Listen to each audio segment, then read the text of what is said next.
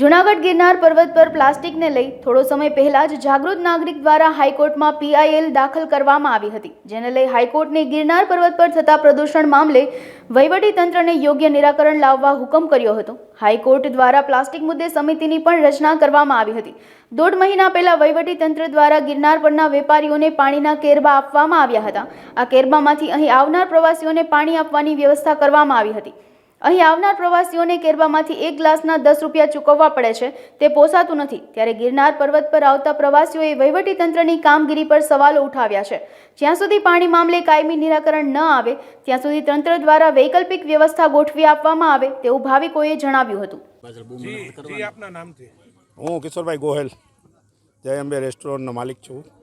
ગિરનાર પર્વત ઉપર સરકારશ્રીના આદેશ પ્રમાણે જે પ્લાસ્ટિક પ્રતિબંધ મૂકેલો છે એ અમને કોઈ વાંધો નથી। પ્લાસ્ટિક પ્રતિબંધ મૂક્યો ભલે સારો મૂક્યો છે કે ગિરનાર સ્વચ્છ રહે, સારું રહે, પણ અત્યારે જે પબ્લિક હેરાન થાય છે પાણી વગર, અને અમને કેરબા આપેલા છે નિઃશુલ્કના કે ભાઈ આ કેરબામાં તમે 10 રૂપિયાનો ગ્લાસ પાણી વેચી શકો છો, પણ એ પાણી ખુલ્લું પાણી કોઈ યાત્રાળુ અહીં લેતા નથી, એટલા માટે કે એ પાણી સારું નહીં હોય। પૈસા તો આપે છે પણ એ પાણી સારું નહીં હોય એવી રીતે કરીને ભાગી જાય છે, એટલે પાણી નથી પીતા। મજબૂરીથી લોકોને ઠંડુ પીવું પડે છે, કોઈને દવા લેવી હોય તો થમ્સઅપ, સ્પ્રાઇટ, લીમકા એવું લઈને પીવું પડે છે, પાણી નથી પીતા।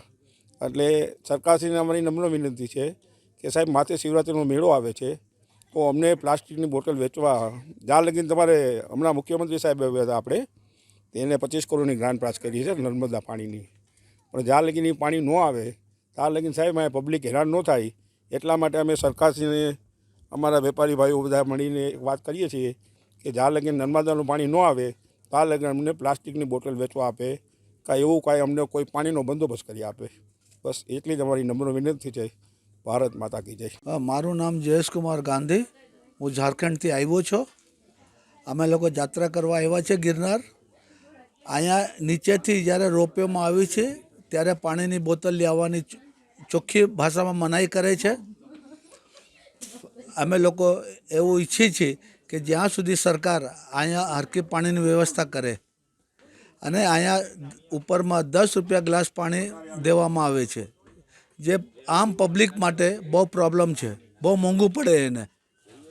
તો મારી સરકારથી વિનંતી છે હાથ જોડીને કે એ આ બાબત હરખું ધ્યાન આપે, અને જ્યાં સુધી સરકાર એનું પ્રોપર વેમાં સોલ્યુશન નથી કાઢી શકતા ત્યાં સુધી અહીંયા દુકાનદાર લોકોને, વેપારીઓને બિસ્લરી વેચવાની પરમિશન આપે અને નીચેથી બધાને પાણી લેવાની પરમિશન આપે। મારું નામ અમૃતભાઈ શિવાભાઈ દુલેરા છે। હું સુરેન્દ્રનગરનો વતની છું અને હું અત્યારે જૂનાગઢ પ્રવાસ માટે આવેલો છું, દર્શન માટે। તો અહીંયા ચડ્યો ત્યારે એક વસ્તુ કે પાણીની બહુ તકલીફ છે। અહીંયા પાણીની તકલીફ છે કે અહીંયા પ્લાસ્ટિક જે બોટલ છે પાણીની એની પર પ્રતિબંધ છે। તો ધારો કે વચ્ચે તરસ લાગે ને આટલું બધું છે તો ચડવું હોય તો ઘણી બધી દિક્કત આવે છે। તો આજે પાણીની વ્યવસ્થા હોવી જોઈએ। આગળના સમયની અંદર જે શિવરાત્રિનો મેળો આવે છે તો સરકારશ્રીને વિનંતી છે કે આ જે વેપારી લોકો છે તે લોકોને તમે પાણીની બોટલ વેચવા માટે પરવાનગી આપો, તો શું છે લોકો પાણીથી તરસ્યા ન રહે।